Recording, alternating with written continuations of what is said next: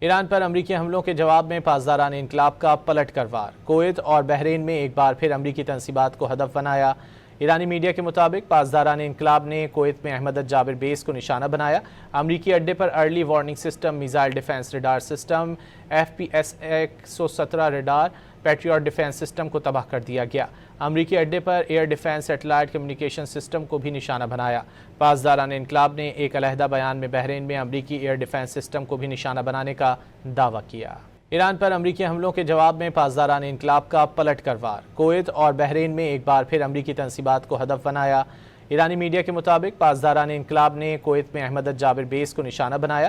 امریکی اڈے پر early warning system, missile defence radar system, FPS-117 radar, patriot defence system کو تباہ کر دیا گیا۔ امریکی اڈے پر air defence satellite communication system کو بھی نشانہ بنایا۔ پاسداران انقلاب نے ایک علیحدہ بیان میں بحرین میں امریکی ایئر ڈیفنس سسٹم کو بھی نشانہ بنانے کا دعویٰ کیا۔ ایران پر امریکی حملوں کے جواب میں پاسداران انقلاب کا پلٹ کر وار۔ کویت اور بحرین میں ایک بار پھر امریکی تنصیبات کو ہدف بنایا۔